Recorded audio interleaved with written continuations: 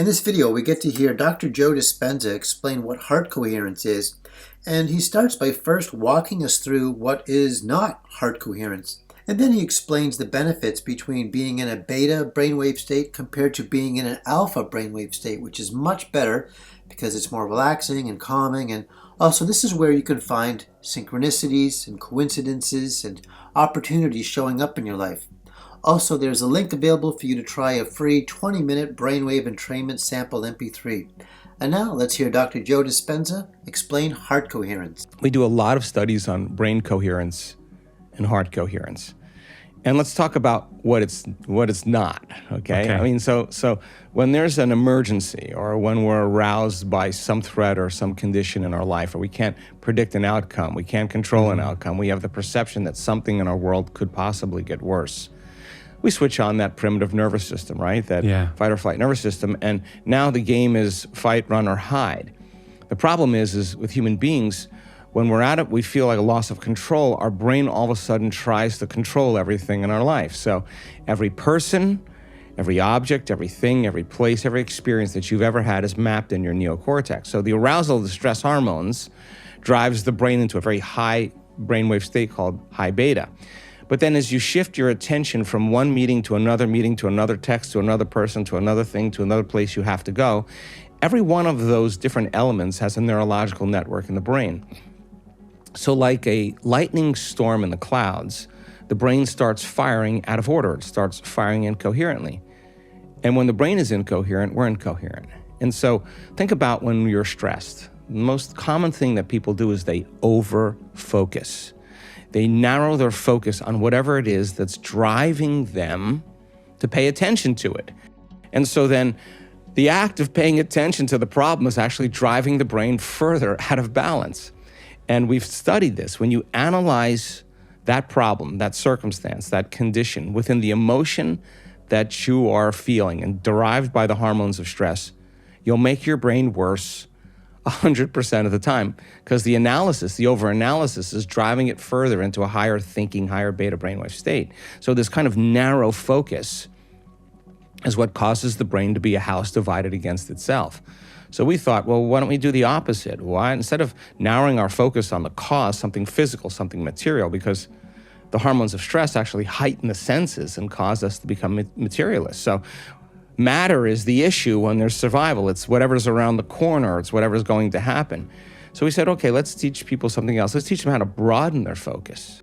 And as they broaden their focus and take their attention off of everything material and everything known and focus on space, focus on nothing, the act of doing that actually starts slowing down the analytical mind. You can't analyze when you're sensing. And it starts to change the person's brainwaves into a slower brainwave pattern. Right. And so now as you start slowing your brainwaves from that high beta, you start slowing down, you're shifting gears, you go into a mid-range beta, then you go into a low-level beta, and then all of a sudden you get into alpha. Now alpha, when you're in alpha, the voice in your head, the critic in your mind goes away. That voice that's talking to you stops, and the brain tends to see in images, pictures. That's the imaginary state, that's the creative state. And in alpha, when you're out of survival, you're looking for answers, you're creative, you're looking for new ways of doing things.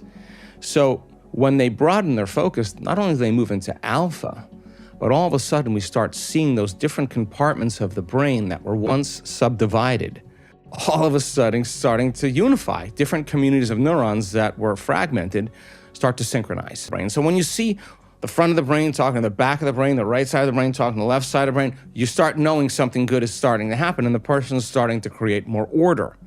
So when you see those psychic union of two hemispheres coming together, you know, the polarity, that person starts to feel incredibly whole. And coherence, when you have waves that are coherent, when they build or interfere with each other, their waves get bigger. And the higher the amplitude of the wave, the higher the energy in the brain. All of a sudden, the person starts to become very relaxed and no longer stressed in a program and kind of alert and awake.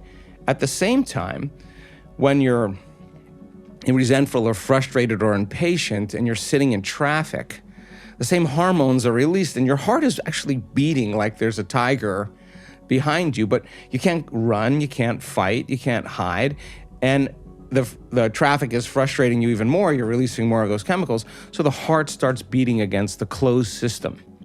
And when that happens, the heart starts beating out of order. Now, the heart's incoherent. So when incoherent waves interfere with each other, they're out of order, they diminish energy, and the brain energy leaves the heart. And this is when we stop trusting.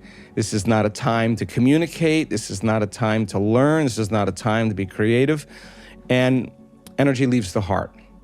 So we discovered then when a person truly starts practicing those elevated emotions, the heart gets very orderly, very coherent as well. And now, when you start feeling the emotions of the things that you want in your life or that you would like to create in your life, ahead of the actual experience, it's impossible for you to want it. Why could you possibly want it if you feel like it's already happened? Now, here's the cool part.